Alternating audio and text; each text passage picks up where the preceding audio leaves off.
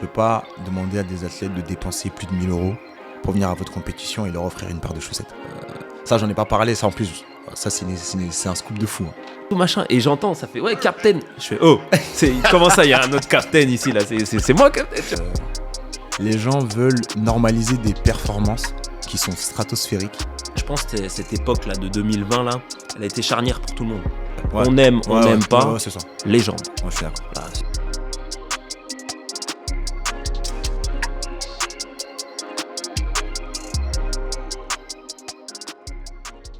hello, bienvenue dans le podcast, donc le podcast du workout. Aujourd'hui, j'ai un nouvel invité et je suis avec Kevin alias Captain Gatlin sur les réseaux. Captain Gatlin. C'est un honneur pour moi. Merci Kevin d'être présent. Captain, pour ceux qui se rappellent de l'ancien nickname. Est-ce que tu peux te présenter rapidement dans les grandes lignes un peu qui est Kevin, qui est Captain? Déjà, dans un premier temps, merci pour l'invitation. C'est un honneur pour moi aussi. Du coup, comme je l'ai dit, je m'appelle Kevin Gogo, j'ai 31 ans. Je suis originaire de Côte d'Ivoire. Dédicace à mon frérot Virgile. Moi, j'ai grandi dans les Yvelines, donc en région parisienne. Et puis voilà, en grosso modo, ouais, c'est ça. Ok, tu travailles dans quel secteur? Alors, d'un point de vue professionnel, je suis consultant SIRH. Ok. Donc, je touche un peu au logiciel informatique. Je manage aussi certains managers à la formation sur les outils, manipulation de l'outil informatique, tout simplement. Ok. Donc, plus un côté développeur, un peu aussi formateur à l'utilisation des outils. Ok. Et donc, du coup, street lifting. Street lifting, voilà, exactement. Pour ceux qui connaissent bien Captain, figure montante du street lifting depuis quelques années. Et c'est pour ça qu'on a eu aussi cet échange-là, parce que c'est quelqu'un qui se remarque sur les réseaux. Est-ce que tu peux nous définir un petit peu le street lifting pour les gens qui ne connaîtraient pas? Ok. Le street lifting, c'est, à mon sens, une branche du street workout, parce que ma street workout, c'est une grande famille dans laquelle il y a plusieurs mini-salles, mini-entités, peu importe. Et le street lifting, c'est la branche de force qui regroupe 4 mouvements, donc muscle-up lesté, traction lestée, dips lesté et pour finir le squat. Et le but, c'est d'être le plus fort sur les 4 mouvements, ça fait un total et celui qui a le meilleur total, il l'emporte, quoi. Si je devais te poser la question à toi, tu vois, là, tu nous as défini un peu le truc. Okay. Toi, Kevin, c'est quoi ton mouvement préféré? Et pourquoi? Ok. Pourquoi? À la surprise générale, je dirais le muscle-up. Tout simplement parce que pour moi, c'est le mouvement roi du street, quoi. On peut dire ce qu'on veut. Quand on commence le street, le mouvement le plus impressionnant, c'est le muscle-up. Et moi, qui fais du street maintenant depuis 5 ans, c'est toujours un mouvement qui m'impressionne. Vraiment. Moi, le muscle-up, c'est le mouvement roi et il mérite son statut, pour moi. C'est vrai que ça, on n'en parle pas assez. C'est qu'il y a beaucoup de gens qui sont venus au street à cause du muscle-up. Ah, mais clairement. Avant, ça n'avait pas de nom. Je ne sais pas si tu te rappelles, les gens disaient ouais, c'est comment quand tu montes par-dessus la barre oui. Exactement. Ouais, comment tu fais pour te retrouver en haut? Moi, c'était exactement ça. Et justement, moi, je suis passé dans le street lifting un peu grâce à ça. C'est parce que j'ai croisé un pote lors du Covid. Parce que moi, je suis on va dire un produit dérivé du Covid. Il n'y avait plus accès aux salles de sport. Moi, avant ça, je faisais de l'athlétisme. Donc, j'en ai fait pendant 10 ans. Plus de compétition. Donc, pour éviter les clusters, etc. Je me décide de faire un footing. Donc, je cours. Et je vois un pote dans un parc, on appelle ça les parcours santé à l'époque. Ouais, pas les parcs de street. Nous, c'est vraiment un parcours santé. Et je vois un pote avec une ceinture Décathlon, donc à chaîne, qui s'amuse à faire des muscle-up lestés. Donc, moi, je m'arrête pour lui dire bonjour. Et je lui dis, mais c'est stylé ce que tu fais, ça s'appelle comment? Il me dit, ah, c'est du street lifting et tout. Ok. Donc, je continue mon footing, mais il y a un truc là qui a fait écho dans ma tête, tu vois. Je rentre, je regarde des vidéos YouTube, et c'est là que tout a commencé, quoi. Ok. Ouais. Tu vois, ça fait le lien avec ce que j'allais te demander, justement.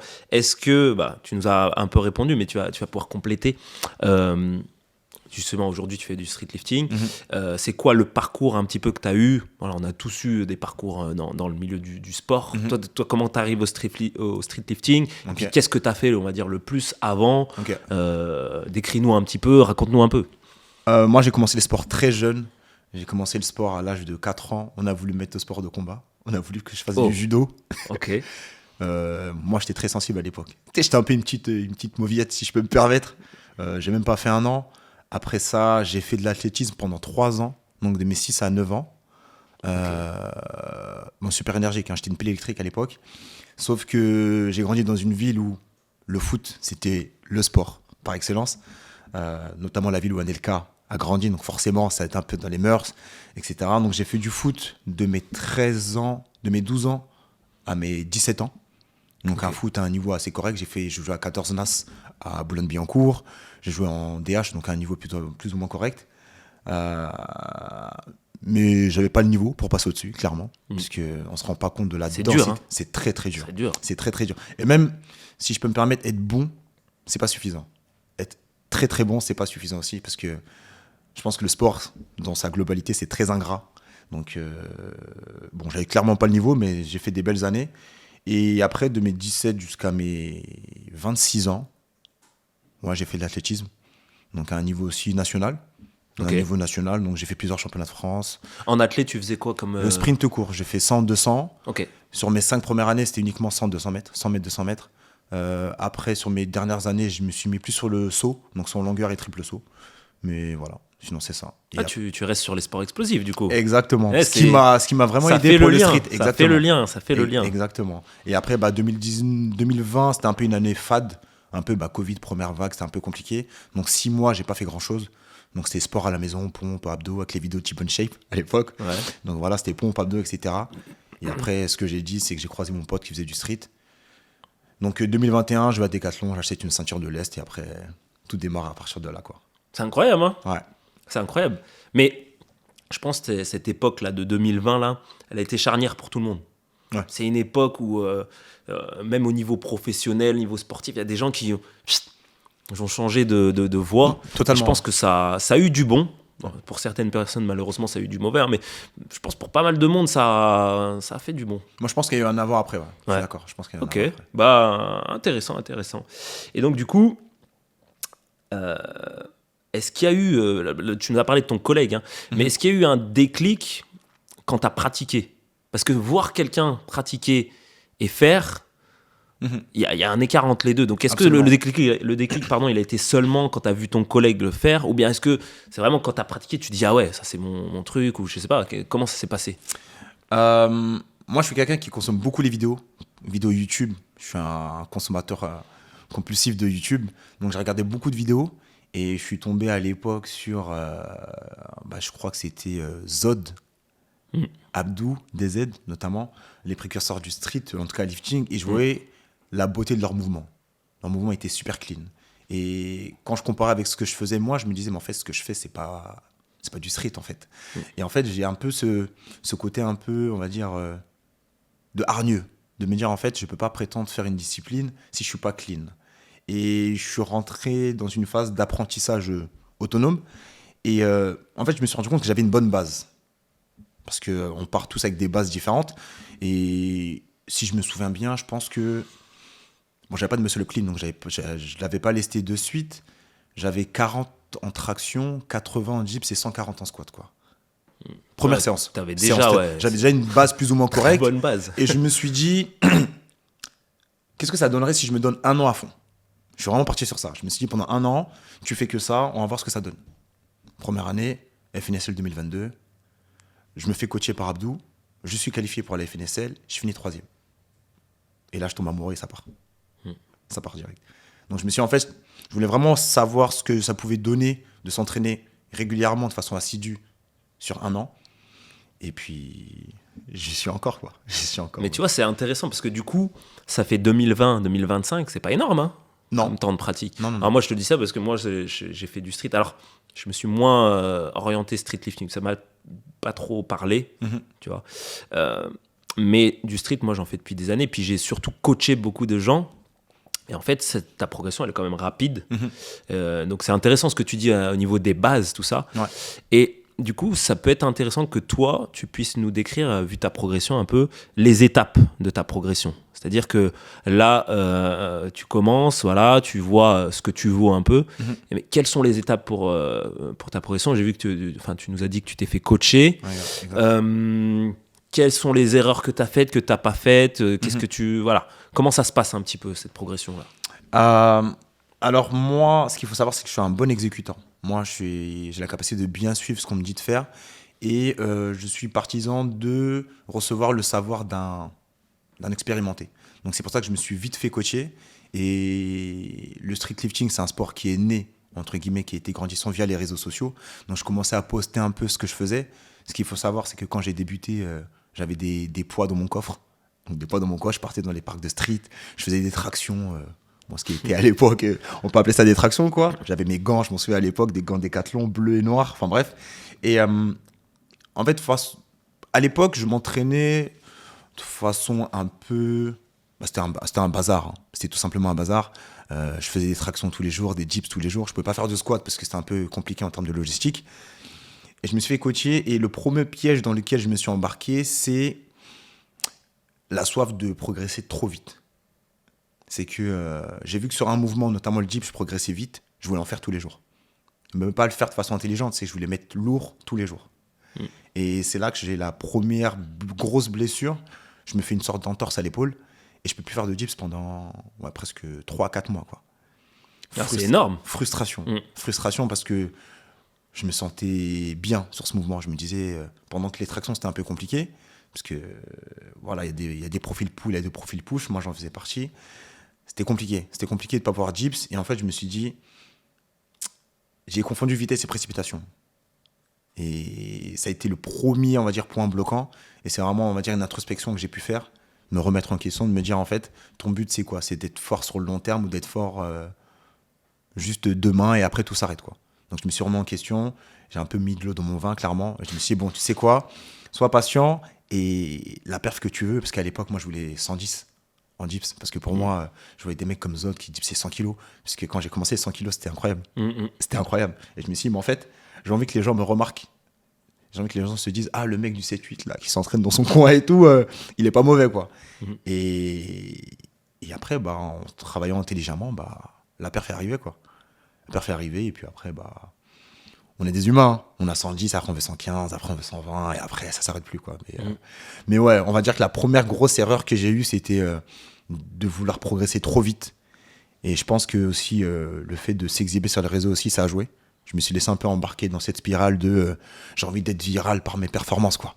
Sauf que le corps, au bout d'un moment, il te dit, frérot, les programmations, elles sont pas faites pour rien, quoi. C'est que tu peux pas être RPE10 tous les jours et t'attendre à ne pas avoir le contre-coup, quoi.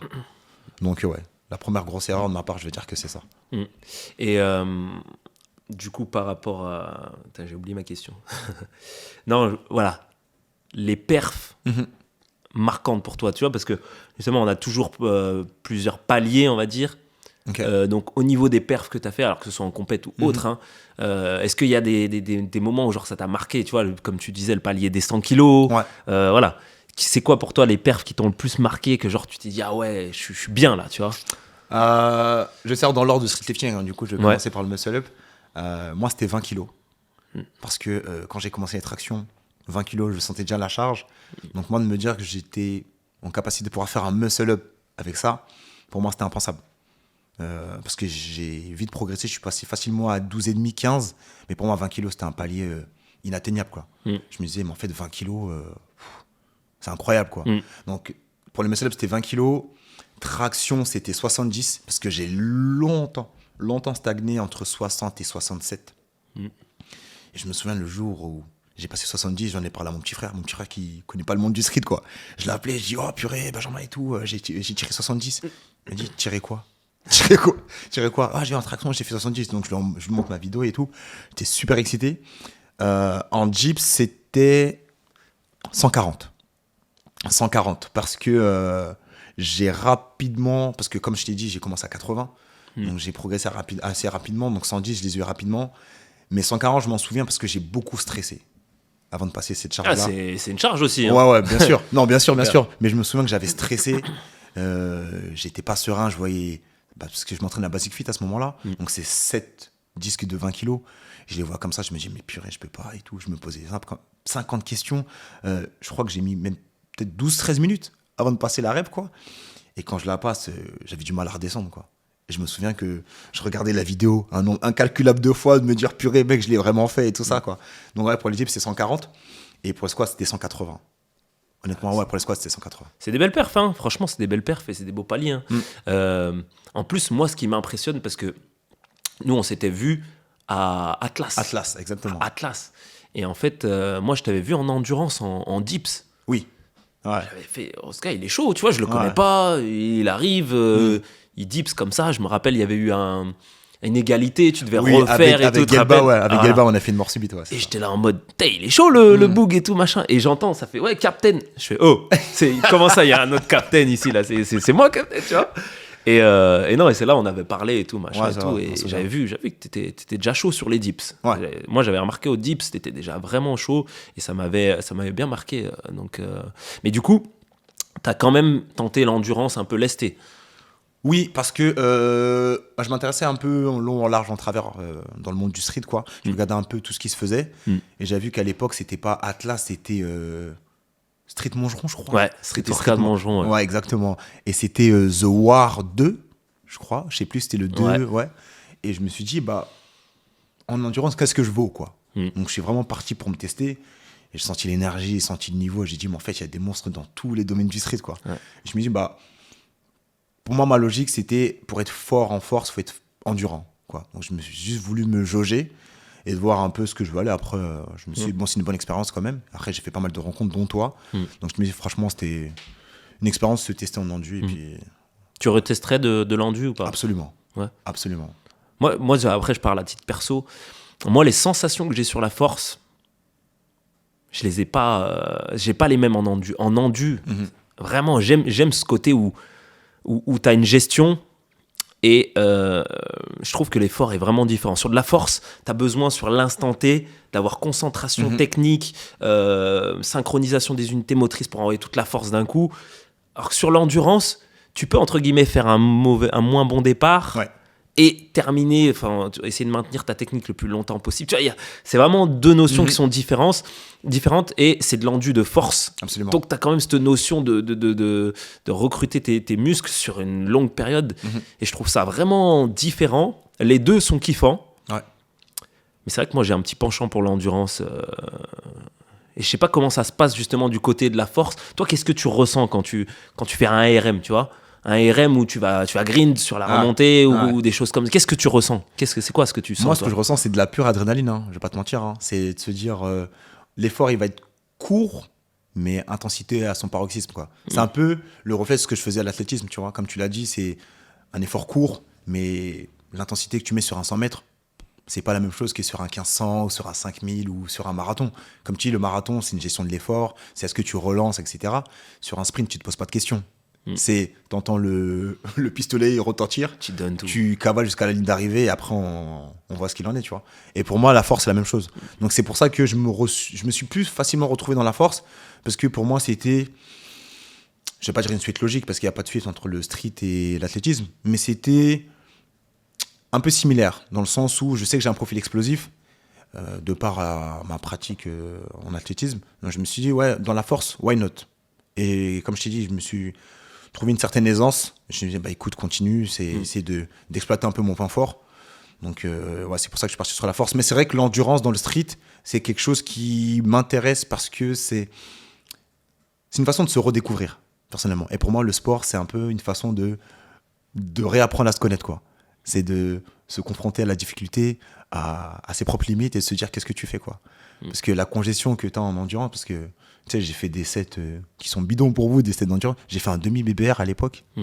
Ah, c'est chaud, un demi-BBR. Ouais, un demi, mais je me suis dit... Enfin, ça dépend le temps que tu mets aussi. C'est ça, parce que moi, je regardais les vidéos YouTube et un mec, je connais plus son nom, il disait, bah, pour un peu jauger votre niveau, un demi-BBR, il faut le faire en X temps. Je me suis dit, bah écoute, je vais tester, why not, quoi. Et à la fin, je crois, du demi-BBR, il y a des muscle-up à faire. Il fallait voir 3, je crois. Oh, voilà. le calvaire, quoi. J'arrive pas à les passer. Je me dis, mais c'est quoi ce bordel? J'arrive pas à les passer. Je me dis, en fait, les mecs d'endu, ils sont chauds. Ils sont vraiment chauds, quoi. Donc, ouais, l'endurance, c'est vraiment un truc pas mal. Mais, ouais, la force aussi. Après, comme je dis, c'est deux sensations totalement différentes. Mais, ouais, dans l'ensemble, c'est grave kiffant, quoi. Après, moi, ce que j'aime bien au niveau de la force, c'est que justement, c'est un peu la qualité maîtresse. Oui. C'est-à-dire que même dans ta préparation pour ton endu, tu as des cycles de force qui vont te permettre justement après de consolider sur ton endu aussi. Donc en vrai, tu pourrais convertir rapidement en plus tout le travail que tu as fait en force. Et je pense que techniquement, c'est beaucoup plus dur la force.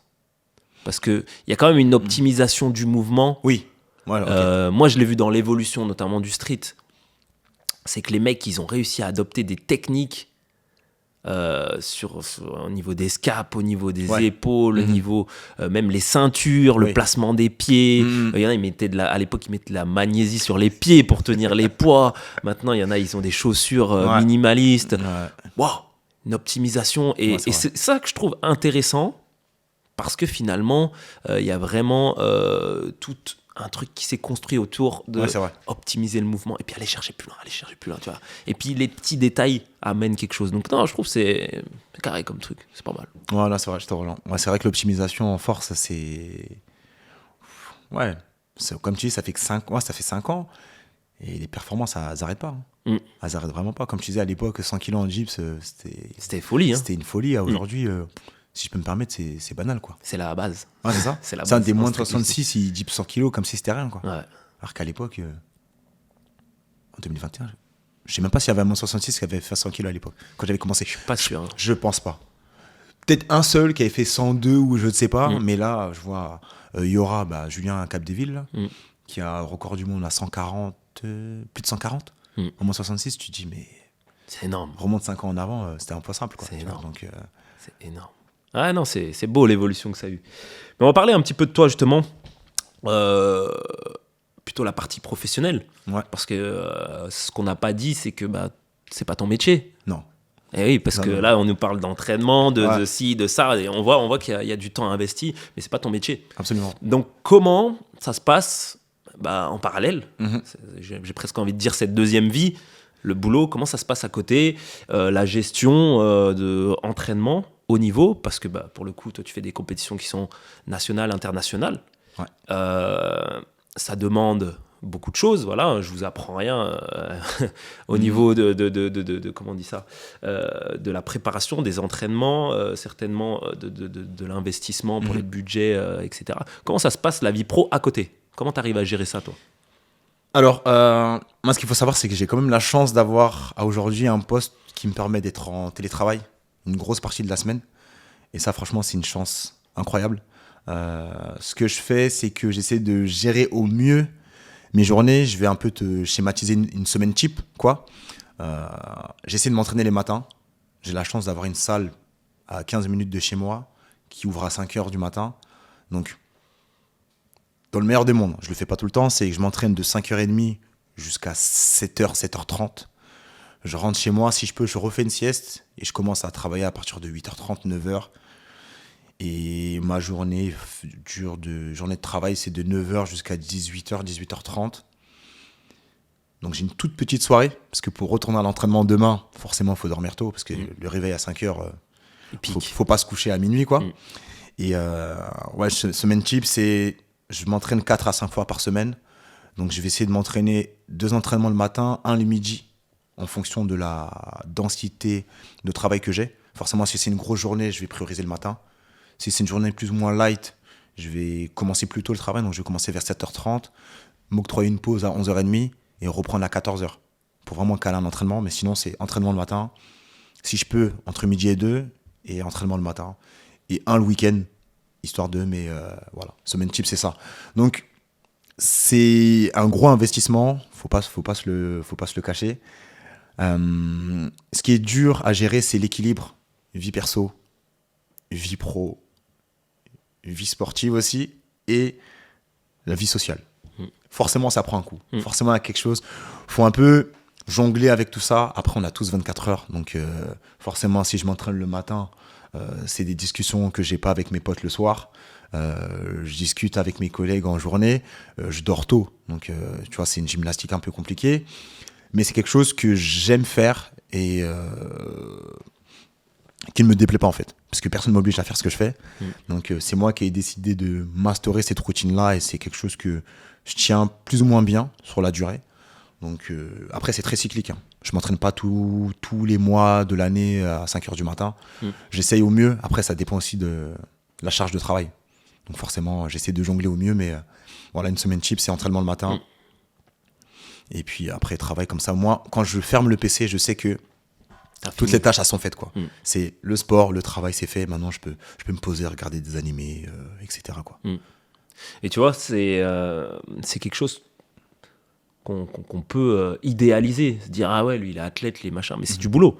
Voilà, on s'en rend compte, c'est du boulot, c'est de l'orga. Absolument. Au-delà de c'est du boulot, je pense que la chose la plus dure à faire, c'est de s'organiser. Absolument. C'est d'avoir vraiment des créneaux où, quand tu entends le réveil, tu sais que tu dois aller à l'entraînement. Parce que tu sais que si tu loupes un entraînement, tu es potentiellement comment on dit ça, susceptible d'en louper un autre, etc., etc.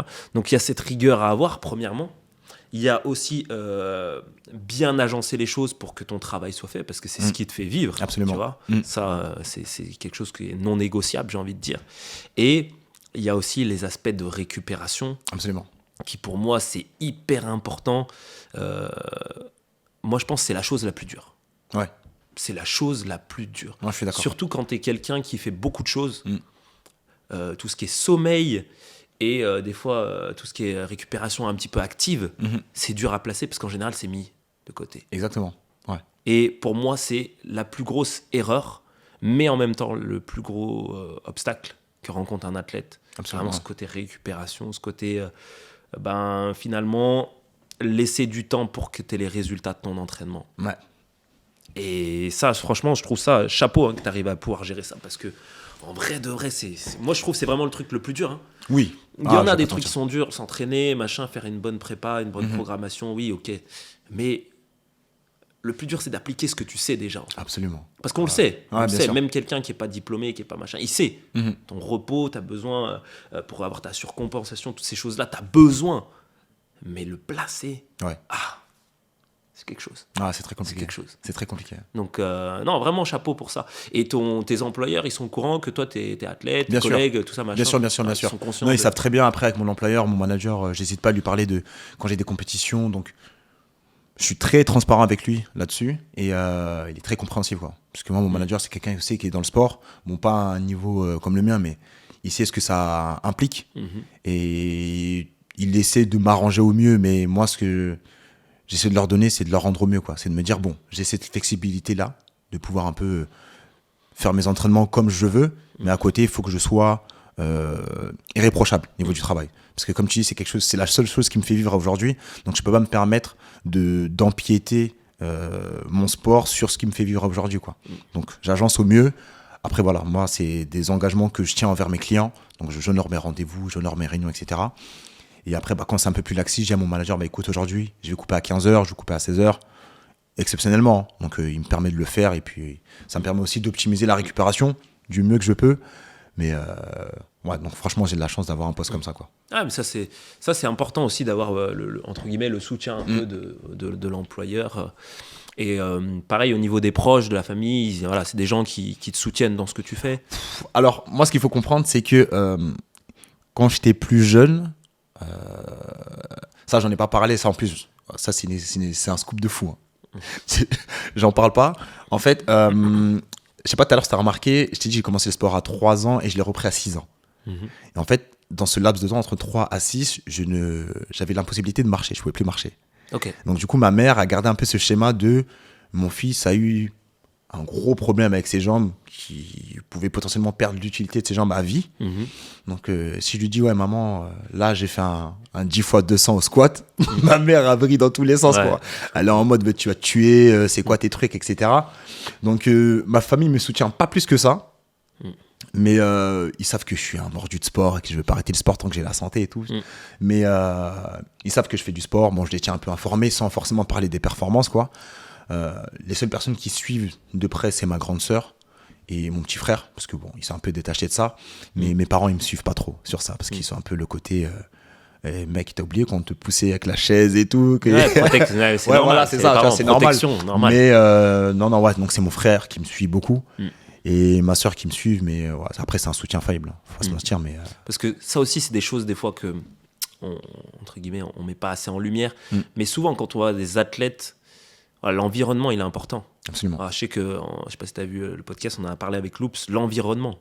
L'environnement, que ce soit au niveau professionnel, au niveau sportif, au niveau, je sais pas si tu as des maladies, s'il y a des choses, l'environnement, il va vachement jouer là-dessus. Et c'est pour ça que je me permets de poser ces questions, c'est pour voir justement comment toi, ton environnement, il est dans ton sens pour que tu puisses continuer tes performances. Et c'est plus de ce côté-là pour voir, côté professionnel, voilà, tu arrives à gérer, et puis tu as aussi les personnes qui sont à l'écoute à ce niveau-là, et puis côté de la famille également, parce que c'est important aussi. Puis voilà, le troisième pilier, ça peut être notamment les amis. Voilà, quels amis on a aussi. C'est vrai que si tu as des amis qui passent le temps qu'en soirée, c'est plus difficile d'être un athlète pro aussi, tu vois ce que je veux dire. Donc moi, je pense que ces trois piliers, ils sont importants, et surtout, c'est important de bien déjà les connaître pour l'athlète, et aussi de bien avoir le bon retour. C'est-à-dire que c'est pas toujours le soutien comme on aimerait l'avoir, mais qu'on n'est pas non plus des gens qui sont à l'opposé de ce qu'on veut faire, parce que sinon, je pense, en général, c'est très compliqué. Ouais, je suis d'accord. Ok. Qu'est-ce que je voulais qu'on voit encore ? Alors, on a parlé de l'organisation des entraînements, etc., de la gestion du sommeil, etc. Tout à l'heure, tu m'as parlé d'un truc qui était vachement intéressant, c'est le fait d'être coaché. Quelle expérience ça t'a amené justement d'être coaché ? Parce que du coup, j'imagine, toi, tu l'as été plusieurs fois, parce que tu as été en athlète. Donc, je pense... qu'est-ce que tu pourrais nous dire sur le fait d'être coaché ? Parce que c'est vrai qu'il y a beaucoup de nos jours de gens qui sont auto-préparés, enfin, ils s'auto-coachent, parce que il y a beaucoup de ressources sur Internet, etc. Toi, qu'est-ce que tu penses du coaching ? Moi, je pense que c'est une ressource sous-exploitée. Je vais m'expliquer. C'est que l'avantage que tu as quand tu es coaché, c'est que tu n'as pas à te poser de questions sur la structure de ta programmation. Comme je t'ai dit un peu plus tôt, mes journées, c'est un peu la course, quoi. Donc, moi, j'arrive à la salle, je regarde ma prog, je sais ce que j'ai à faire. Il n'y a pas le questionnement de est-ce que j'ai bien structuré mon truc, est-ce que je vais pas faire ci. En fait, c'est une charge mentale en moi. Et ça, c'est indéniable. Surtout que moi, ce que je recommande, c'est de se laisser coacher par la même personne sur un laps de temps assez conséquent. Parce que changer trop souvent de coach, c'est contre-productif. C'est valable dans tous les sports. C'est que tu laisses pas le temps d'apprendre à te connaître. Le coach n'a pas le temps de te connaître. Il n'a pas le temps de savoir ce qui marche bien sur toi, ce qui marche moins bien sur toi. Et en fait, c'est un échange. Et ça, je pense que beaucoup de gens le sous-estiment, c'est que la relation athlète-coach, c'est un échange. C'est que pas juste tu bois toutes les informations et puis il n'y a pas de retour. C'est que le coach, il a besoin d'un retour. Moi, j'ai été coaché par Abdou pendant 1 an, par Ludo pendant 1 an, par Amour aussi pendant 1 an, et là, par Ashura, ça fait 1 an. Et moi, je suis toujours partisan de minimum 6 mois, parce qu'il y a quand même la phase transitoire à avoir. Et en fait, c'est incroyable la capacité de s'adapter aussi aux différentes visions que le coach a de toi. C'est que le coach A peut-être vu un défaut chez moi, le coach B va avoir un autre. Et en fait, moi, je trouve que c'est un peu cette passation de coaching qui fait de toi un meilleur athlète, en fait. C'est un peu comme référence à animé. Je sais pas si tu connais My Hero Academia, du coup. C'est un peu comme le passage du All for One, tu vois, enfin du One for All. C'est un peu la passation de successeur, en fait, qui fait que le 9e, c'est le plus fort. Logique, parce qu'en fait, c'est l'expérience de chacun qui fait que à l'arrivée, t'es un monstre. Et moi, c'est un peu cette logique de si je suis le captain à aujourd'hui, c'est grâce à toutes les personnes qui m'ont coaché, tu vois. Et c'est un échange que j'ai eu avec eux, c'est ça marche, ça marche pas, ok, on change. Ok, merci pour les travaux, je passe à autre chose. Et aujourd'hui, franchement, je les remercie tous. Parce que sans eux, et ça, je pèse mes mots, sans eux, je ne serais pas là aujourd'hui. Clairement, parce que si je m'étais auto-coaché plus ou moins, ok, il y a là les ressources, mais s'auto-coacher, il faut avoir la certaine rigueur aussi. Et c'est une sorte aussi d'engagement que tu tiens envers la personne, c'est de se dire, je te fais confiance, tu auras le retour un peu sur ça, quoi. Et moi, je suis plus partisan de ça que l'auto-coaching. Après, c'est propre à chacun. Mais moi, je sais qu'aujourd'hui, si je suis le capitaine de 2025, là, c'est grâce à eux. Et ça, c'est indéniable là-dessus. Et c'est bien parce qu'il faut une certaine humilité aussi pour accepter ça. Absolument. Pour accepter de se faire des fois corriger. Moi, je sais qu'en tant que coach, j'ai dû ranger mon ego un petit peu dans ma poche pour me faire coacher par d'autres personnes. Parce que c'est des choses que je connais, mais c'est pas mon regard. Ouais. Et ça, des fois, c'est difficile à accepter. Parce que tu penses savoir, ouais. Mais tu sais, hein. Mais le coaching, ça a plus d'une seule voix et plus d'une seule vérité. Et des fois, il faut accepter que c'est pas le bon chemin que tu prends. Donc moi, j'apprécie. Et du coup, là, ça nous amène justement vers autre chose. On va parler de coaching. Maintenant, on va parler de la vie, la vraie. Hein. Qu'est-ce que ça amène justement comme contrainte, le fait d'être un athlète? J'imagine du temps, on a parlé depuis tout à l'heure, mais des frais, tout ce qui est déplacement, équipement, logement, adhésion à ci, cela, machin. Voilà. Comment tu arrives à gérer ça, toi? Moi, ce qu'il faut savoir, c'est que j'ai quand même la chance d'être accompagné par Tatakai depuis maintenant 4 ans. Donc, c'est, on va dire, l'une des références textiles du street. Ouais, pour ceux qui ne connaissent pas. Pour ceux qui ne connaissent pas, ouais.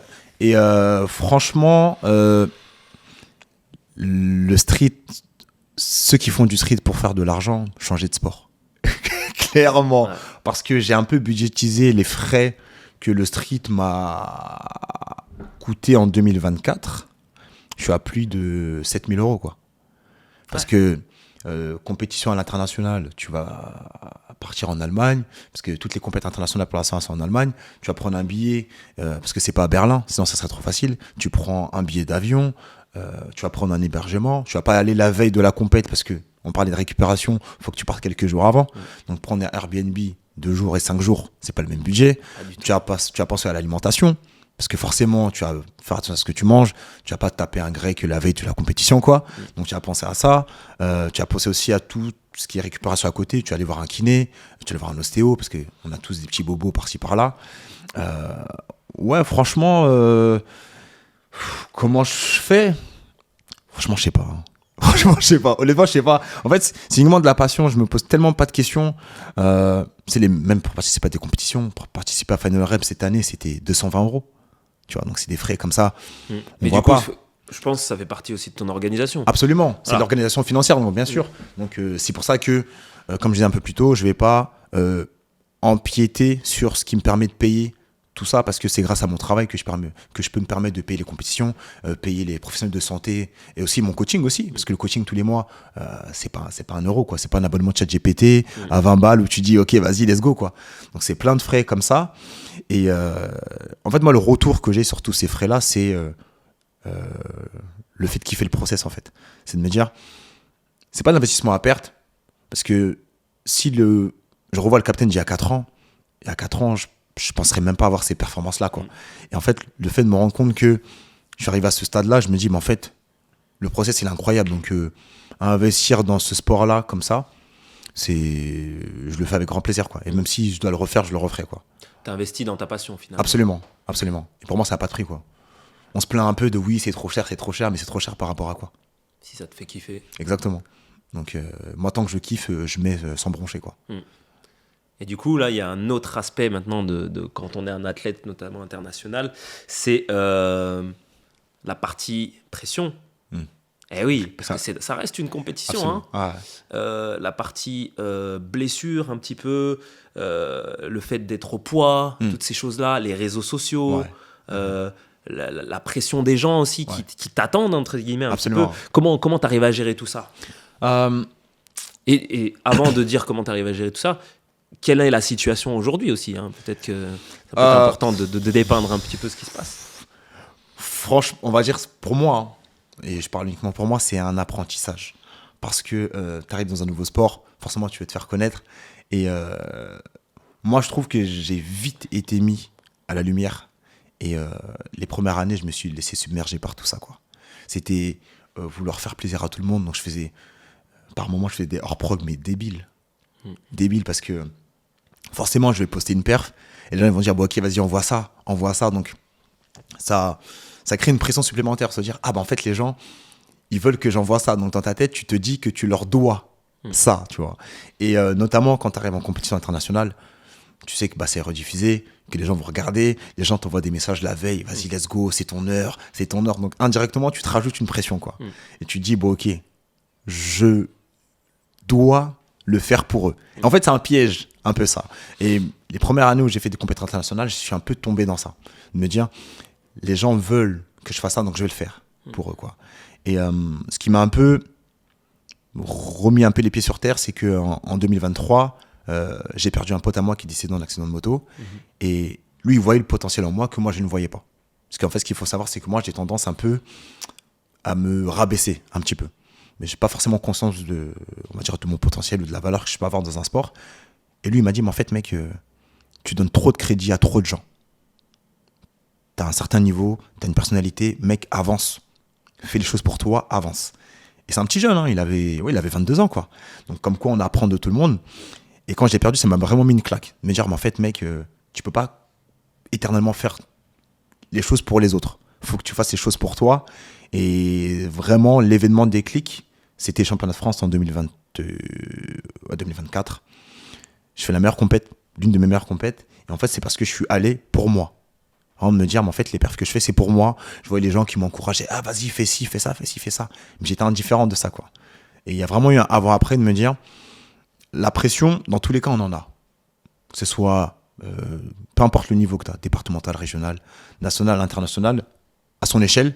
Mais c'est qu'est-ce que tu décides de faire de cette pression-là ? C'est est-ce que tu te laisses submerger comme j'ai pu le faire, ou tu te sers de cette pression-là pour dire, parlez, faites ce que vous voulez, les gars. Dans tous les cas, je vais faire ce que je peux, avec la forme et le process, la programmation que j'ai pu faire. Le résultat est le tel, point barre. Après, que je sois fier ou pas, ça me regarde que moi. Que moi et les personnes qui m'ont accompagné, quoi. Parce qu'il y a beaucoup de gens qui rentrent un peu dans ton process alors qu'ils savent même pas les choix que tu avais à faire, quoi. Les gens sont beaucoup trop intrusifs, tu vois. Et ça, faut faire comprendre aux gens que vous encouragez, c'est cool. Vous critiquez peut-être, c'est cool, mais peu importe. Et ça, c'est vraiment un truc que j'ai compris dans le sport, c'est peu importe ce que tu feras, tu seras critiqué. Les gens parleront de toi, peu importe. Donc, autant faire les choses pour soi, tu vois. Et dans un monde, donc le street, c'est très petit, les bruits vont vite. Ça va très, très, très, très vite. Et si tu te laisses impacter par ça, t'es foutu. Et j'ai vraiment appris ça, de me détacher un peu, que ce soit des remarques constructives. Parce que même si tu as des bons retours, ça peut un peu te faire prendre la grosse tête, tu vois. De dire, ah ok, les gens commencent à prendre que je vois du niveau. Enfin, les gens commencent à voir que je prends du niveau. Ok, vas-y, c'est bon. Je vais prendre la grosse tête et tu sors un peu pour moi, de ton sentier battu, quoi. C'est de se dire, rester focus un peu, rester droit dans ses bottes et savoir pourquoi tu fais ça. Et puis, voilà. Mais la pression, elle est présente. La pression, elle est grave là. Mais je pense qu'il faut vraiment apprendre à vivre avec la pression. Parce que la pression, on en a tous les jours. Payer les factures, tout ça. Après, quand tu deviens père de famille, enfin, voilà, la pression, t'en as, mais il faut vraiment vivre avec et servir de ça comme de l'essence, en fait. Servir de ça comme élément de motivation. Carburant. Ouais, exactement. Ok. Et puis voilà. Ok. Mais du coup, ça m'amène à ma question suivante. Est-ce que tu as des athlètes, justement, qui te motivent ? Alors, ce serait bien qu'on dissocie dans le sport que tu fais Ok. et en dehors. Ok. Tu sais, parce que on est des humains, et c'est un peu d'ailleurs le but de ce podcast, c'est que on se forge un peu par l'expérience des autres. Ouais. C'est ça le propre de l'humanité, c'est que on s'inspire des gens. Toi, dans ton sport, qui t'inspire, et dans d'autres sports, ou même dans le monde de manière générale, peut-être tu as d'autres, des businessmen ou quoi. Ouais. Qui t'inspire, toi, si tu devais citer des gens ? Pour commencer dans le street, moi, la personne qui m'impressionne, ça reste Ludo, dans le sens où les gens veulent normaliser des performances qui sont stratosphériques, mais que personne n'a réussi à faire. Ludo, moi je me souviens, quand je commence le street, il fait 10 reps à 80 en traction. Aujourd'hui, cite-moi une personne qui fait 10 reps à 80. J'en connais pas. Non. Et c'est incroyable. Et en fait, le mec, il perdure dans le temps, quoi. Là, je te parle d'une perf qu'il a faite en 2022. Mais aujourd'hui, il peut te la refaire. Et malgré le fait que les performances grimpent, ce qu'il fait, personne n'arrive à le faire. Ça, les gens, ils s'en rendent pas compte. C'est une dinguerie. Et après, l'autre athlète qui m'impressionne beaucoup, c'est Baki. Il a été trop fort, trop tôt. Trop tôt. Moi, j'aime bien un peu fouiner un peu dans les performances à l'époque. Tu vois, je suis un peu parti dans les profils de Zod, de Abdou, etc. Baki, il a fait une performance aujourd'hui que, malgré l'optimisation dont on parlait, coup de JR, là je parle des dips, coup de JR, bande de poignée, etc. Baki, il a fait 10 fois 120 en dips. C'est énorme. C'est énorme. C'est énorme. À aujourd'hui, en France, et même peut-être dans le monde, qui peut faire ça ? Il était avec son Durag Bordeaux, pour te dire que je m'en souviens, à Villepinte. Il est parti, barre de station, mais pas optimisé. Hein. C'est-à-dire l'écartement, il a imposé, il se pose dessus, paf. 10 fois 120. Moi, j'ai essayé. Hein. Coup d'hier, bande de poignets et tout, j'ai essayé. J'en ai fait 9.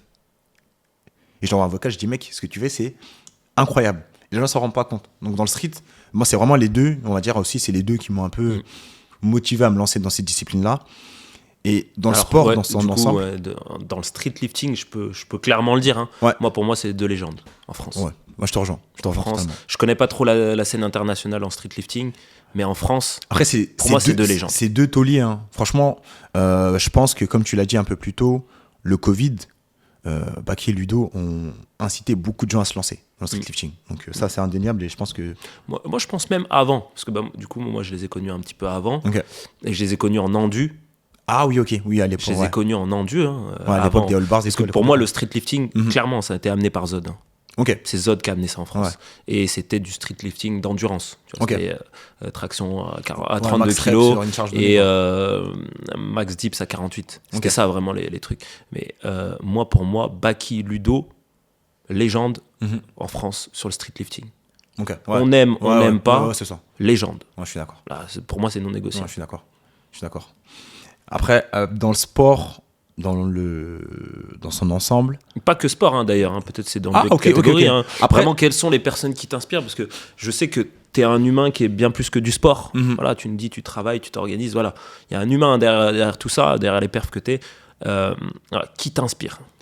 Première personne Et pourquoi, surtout ? Première personne qui me vient en tête, c'est mon père. Mon père, ce qu'il faut savoir, c'est qu'il a perdu ses parents très très jeune. Il s'est retrouvé un peu à la tête de sa famille à 13 ans. À 13 ans, quand je retourne un peu moi sur mon passif, je vois à quel point j'étais immature à 13 ans, quoi. Donc mon père décide de quitter la Côte d'Ivoire à 16 ans pour faire ses études à Paris-Dauphine. Il s'est occupé de toute une famille de ses 16 ans, mais sur un continent qu'il ne connaissait pas, un pays qu'il ne connaissait pas. Et aujourd'hui, franchement, tout ce que je suis aujourd'hui, c'est grâce à lui. Grâce à lui, à ma mère, bien sûr. Mais le fait est que mon père ait franchi le cap de dire, OK, je quitte mon continent pour aller dans un pays où je dois tout refaire. Franchement, c'est monstrueux. En plus, il a eu beaucoup d'enfants, mon père. Donc forcément, s'occuper d'une grande famille, c'est très compliqué. C'est une gestion très, très compliquée. Et aujourd'hui, je passe le maximum de temps avec lui et j'en apprends toujours à ses côtés, quoi. Et franchement, c'est une inspiration monstre. Et tous les jours, je lui dis, mais en fait, t'es inspirant de fou, quoi. Il s'en rend peut-être pas compte. Mon père, il est très, très humble. Limite un peu trop. Mais mon père, inspiration incroyable. Et le deuxième nom qui vient en tête, c'est un peu encore aussi en rapport avec le sport, c'est Michael Phelps. Tu vois qui c'est un peu Notre précocité dans son sport, mais quelle pérennité, putain. C'est ouf, hein. Le mec, il a été super précoce dans les bassins, un peu comme le marchand, quoi, de nos jours, quoi. Mais le mec, il a perduré dans le temps, mais de façon incroyable, quoi. On le surnommait le requin, quoi. Jusqu'on a organisé une course avec un requin, tellement le mec, il nageait de façon puissante, quoi. Mais comme quoi, ce que j'ai bien aimé chez lui, c'est son côté transparent de se dire, vous nous voyez en tant que sportif de haut niveau, mais on a des phases de down aussi. Il n'a pas eu peur de dire, moi j'ai eu des phases de dépression. Je voulais même plus voir un bassin et tout. Mais le mec, quand il est revenu, il dit, c'est mon premier amour, quoi. Il est revenu dedans, il a regagné des médailles, mais difficilement il a coupé, mais il a su couper, je pense, au bon moment, quoi. Donc c'est un peu le process d'une vie, moi, c'est un peu ce que je vois, c'est plus un message derrière, de se dire, tu peux vivre d'une passion, tu peux avoir des phases de complications, des phases de doute, tu vois, mais il faut quand même un peu se centrer sur l'essence même de notre existence, tu vois. Et c'est vraiment pour ça que, mon père en 1 et Michael Phelps en 2, quoi. C'est vraiment deux personnes qui m'inspirent de fou, quoi. Ok. On repart un peu sur le street lifting. On va parler des choses qui fâchent un peu, hein. Il faut. Hein. Il faut. Qu'est-ce qui pourrait être amélioré pour toi aujourd'hui, que ce soit en France ou à l'international, maintenant que toi, tu as fait compétition, tu as vu de loin ce que ça donne, et puis dedans, toi, qu'est-ce qui va pas et qu'est-ce qui devrait être amélioré ? La première chose qui me vient en tête, c'est considérer les athlètes, quoi. Parce que pour moi, aujourd'hui, les compétitions à qui on donne le plus de crédit ne considèrent pas les athlètes, quoi. Pour moi, tu peux pas demander à des athlètes de dépenser plus de 1 000 € pour venir à votre compétition et leur offrir une paire de chaussettes. Pour moi, c'est inconcevable, quoi. Parce que Fanolare, puis il y a des mecs qui sont venus du Chili. Là, c'était vraiment, on peut dire, la première édition vraiment monde, parce que tu avais des gens d'Asie, des gens d'Amérique latine, d'Amérique du Nord et tout, et tu leur offres une paire de chaussettes. Mais je te parle pas le mec qui a fini 6e ou 8e, c'est des mecs qui ont fini 3e ou 2e. Le podium là pour les mondes de cette année, une serviette pour le deuxième, une paire de chaussettes pour le troisième et un sac à dos pour le premier, quoi. Ah, c'est chaud. Pour moi, c'est vraiment un manque de considération pour les athlètes. Au-delà même du cash prize, c'est un peu de les mettre en avant, parce que sans athlète, il n'y a pas d'événement, quoi. Vraiment de les mettre en avant, je sais pas, une meilleure communication, parce qu'il y a aujourd'hui, un peu plus en France, le problème c'est la communication. La communication, la reconnaissance des athlètes, moi je pense que c'est les deux plus gros axes d'amélioration dans le street lifting, parce que les pratiquants, c'est pas ce qui manque. Ce qui manque, c'est la visibilité, c'est de dire, ok, vous allez payer tant, voilà, la compète c'est de temps à temps, vous allez avoir ça. Parce que, comme je dis, gagner une paire de chaussettes, moi ça m'est vraiment resté à travers, quoi. Bon, j'ai pas fait podium, j'ai fini 4ème, tu vois, mais me dire qu'en fait, tout l'investissement que tu as fait, entraînement durant des mois, sacrifice, que ce soit niveau organisationnel pour avoir une paire de chaussettes, pour moi c'est plus possible. Que ce soit la première édition, pourquoi pas? Parce qu'on va dire que c'est la première année, tout le monde essaie un peu de se mettre en place, tu vois, c'est un peu le temps que les rouages un peu se calent entre eux et que ça démarre. Mais là, ça fait que 5 ans, donc j'imagine même pas les anciens, quoi.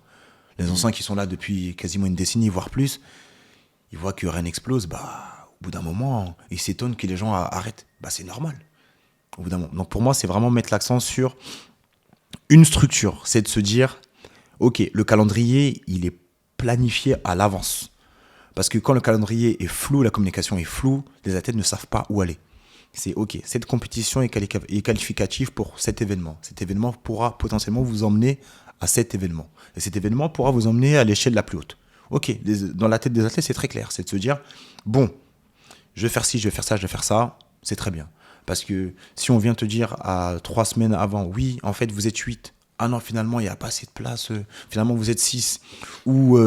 ah non, en fait, vous savez quoi? Ah, toutes les KT sont pas remplies, donc on va réouvrir. En fait, pour moi, c'est un bazar organisé, quoi. Donc pour moi, c'est vraiment la communication. Je pense que si la communication est claire, ça retire un gros point noir, déjà, dans le street lifting, déjà. Et en deux, considérer les athlètes, quoi. Et je parle pas de bons d'achat, parce que les bons d'achat ou 50 € parce qu'un sponsor a décidé d'avoir un stand, pour moi, c'est pas de la reconnaissance. C'est vraiment pas de la reconnaissance, quoi. Ça commence à se faire un petit peu. Donc, on va dans la bonne direction, mais je pense qu'il faut redoubler d'efforts là-dessus. Parce que je pense qu'il y a beaucoup d'athlètes qui sont un peu pessimistes concernant l'avenir du street lifting, mais je pense que c'est pile le moment où il ne faut pas lâcher. C'est un peu comme dans la progression, quoi. Si tu lâches au moment où tu commences à te poser des questions, c'est que tu veux pas progresser, quoi. Donc moi, je pense qu'il faut vraiment... Cette année, pour moi, c'est un peu l'année charnière, parce que pour pas te mentir, même moi, je voulais arrêter. Je voulais arrêter de me dire... en fait, l'investissement, le temps que tu passes à t'entraîner, quoi. Je crois que les gens, ils se rendent pas compte. Tu t'entraînes et toute ta vie est calée en fonction de ça. Quand je partais en vacances, je devais trouver une salle. Pour te dire à quel point ça rentre dans ta tête, dans ton esprit, de te dire, tu peux pas te permettre, tellement ça remonte dans ton cerveau, je me voyais pas prendre 2 semaines de vacances, mais full off. Je me disais, mais il faut que je trouve une petite salle, etc. Donc vraiment, ouais, pour revenir sur ta question, c'est vraiment communication et reconnaissance des athlètes. Pour moi, si on bosse ces 2 aspects-là, ça redonne un petit coup de boost au street lifting pour moi. Ok. Ouais, c'est intéressant parce que j'avais pas pensé à tous ces aspects-là. Et je pense que d'avoir ta vision de toi qui est à l'intérieur, c'est pas mal intéressant. Justement, pour continuer un peu sur toi, c'est quoi tes projets futurs? Tu viens de nous dire, tu savais pas si t'allais arrêter, tout ça. C'est quoi les projets futurs? Sport, pas sport, d'ailleurs. Ouais. Moi, 2026, normalement fin d'année 26, je change de continent. Je vais m'installer au Canada. Donc, c'est encore en pourparlers, mais ça sent plus ou moins bon, donc ça serait le projet. Après, à court, ça serait plutôt pas définitif, ça serait plutôt sur une période de 1 à 2 ans, quoi. Donc, c'est pour des projets professionnels. Donc, ça serait ça. Le street, c'est trop bien, frère. Je voulais arrêter à chaque fois, mais c'est limite une drogue, quoi. Je pense que je pourrais pas arrêter comme ça. Donc, non, ouais, je vais continuer un peu. On s'est compris, quand je dis un peu, je pense, ouais, 2026 pour sûr. Après, j'ai plus 20 ans aussi, tu vois. Donc forcément, là, j'ai 31, je vais sur 32 l'année prochaine. Je me dis, ouais, peut-être mettre les bouchées doubles pour vraiment faire des grosses compètes internationales, peut-être l'année prochaine, ou voir grand max dans 2 ans. Et après, peut-être, je sais pas, peut-être me lancer le lancer dans le coaching, peut-être, c'est vraiment passer un diplôme pour être coaching et peut-être inciter les jeunes aussi à se prendre en main, de se dire, ok, tu vois, être fort, c'est bien, mais être fort sur le long terme, c'est mieux parce que c'est clairement pas un sport santé de se mettre des charges astronomiques autour de la taille, etc. Donc, c'est vraiment peut-être faire une prise de conscience aussi aux jeunes, de se dire, c'est un beau sport. Il y a des valeurs de fou. Ça, franchement, il n'y a pas de débat là-dessus. Mais il faut bosser intelligemment. Parce que être fort au bout de 3 mois, mais à quel prix derrière ? Si c'est pour que tu ailles au CHU, que tu ailles voir un kiné pendant 2-3 ans, c'est clairement pas ce que je souhaite à chacun, tu vois. Donc moi, mes projets à court terme, c'est projet de déménagement au Canada, du coup. Idéalement, septembre 26. Et sportivement, essayer de devenir plus fort, tout simplement.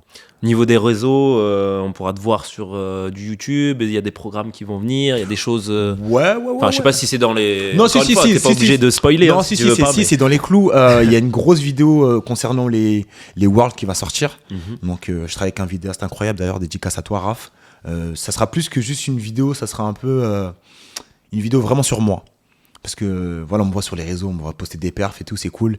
Mais là, ça va vraiment être une vidéo disponible, qui sera dispo sur YouTube, qui va vraiment vous permettre d'en apprendre beaucoup plus sur moi, quoi. Moi, le capitaine, comment je suis arrivé là, etc. Donc sur YouTube, c'est ça. Sur Insta, je vais continuer de poster des perfs, tout simplement. Poster des perfs, continuer de mettre des stories drôles. Parce que pour moi, les réseaux, c'est ça. C'est un peu comme ce que Moïse fait. D'ailleurs, lui, c'est un très très bon dans son domaine. Pour moi, c'est le divertissement. C'est les gars, la vie, elle est dure. Venons, on rigole. Venons, on fait ce qu'on aime, etc. Si t'aimes manger, kiffe. Si t'aimes danser, danse, tu vois. C'est vraiment le message que j'ai envie de transmettre à mon échelle, bien sûr. Si tu veux poster, si tu veux pas poster, ne poste pas, tu vois. C'est vraiment ça. Donc moi, sur Insta, ça va être ça. Je vais aussi me lancer sur TikTok aussi. Il serait pas trop tard de se lancer dessus. Après, bon, c'est un peu un fléau, ce bordel. De ce que j'ai voulu dire, c'est en mode quand tu passes du temps dessus, tu vois pas le temps passer. Donc je vais essayer un peu de... prendre du plaisir un peu à poster sur les réseaux. De toute façon, j'ai le même nom partout. Donc si tu me trouves sur Insta, tu me trouves sur TikTok et sur YouTube. Donc les réseaux, on va continuer, tout simplement. Et les programmes à venir, c'est prévu ? Parce que tu as parlé de coaching peut-être ? Non. Là, pour l'instant, non, il n'y a pas de programme à venir. Je me dis, quand je me lancerai dessus, je ferai une grosse communication là-dessus. Là, pour l'instant, c'est un projet que j'ai en tête. Mais quand je le sortirai, je pense que tout le monde sera informé. Mais je vais essayer de faire quelque chose de carré et quelque chose qui a vraiment de la plus-value, quoi. Ok, intéressant. Et si tu avais un petit message à donner un peu à la commu, alors on sait plus ou moins quelle commu va regarder ce podcast, tout ce qui est autour du street, etc. Mais pas que, on va dire les sportifs de manière générale.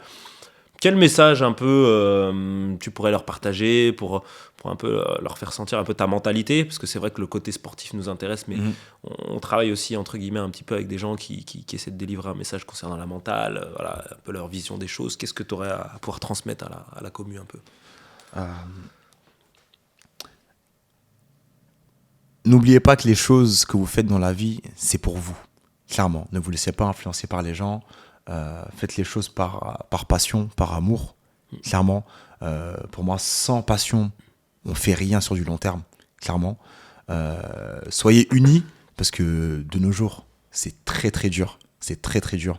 Soyez solidaires. Franchement, là, c'est un message plus dans le street.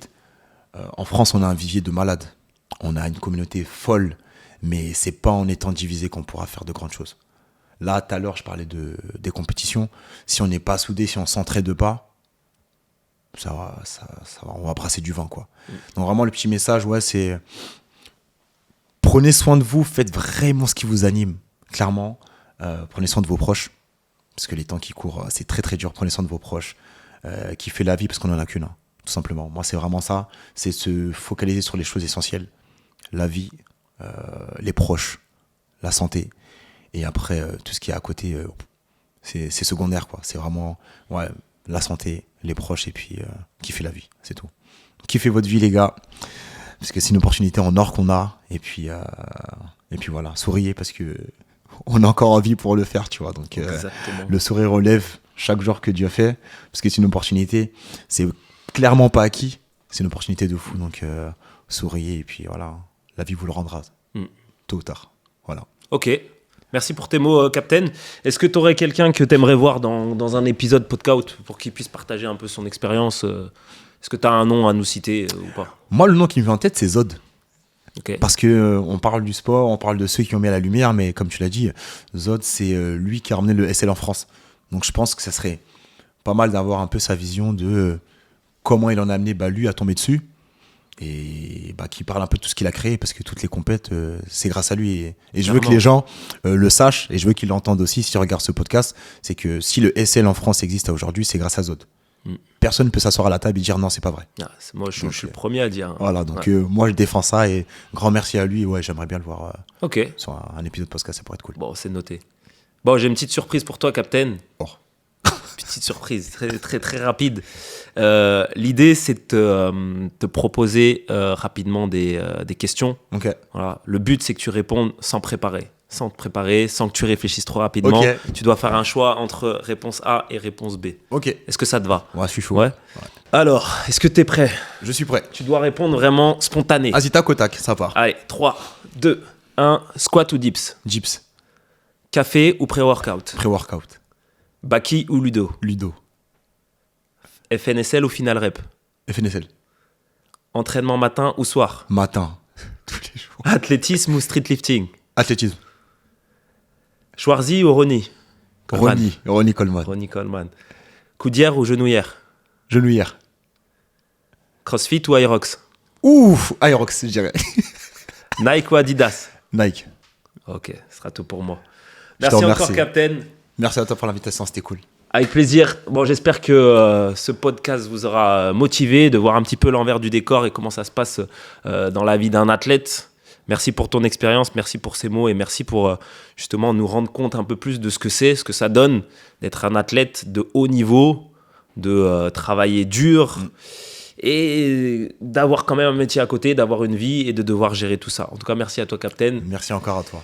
J'espère que ce podcast vous aura plu. Je vous donne rendez-vous pour le prochain épisode avec un invité toujours qui va pouvoir nous partager un peu sa passion ainsi que son expérience dans le sport, mais pas que. Et je vous dis à très bientôt.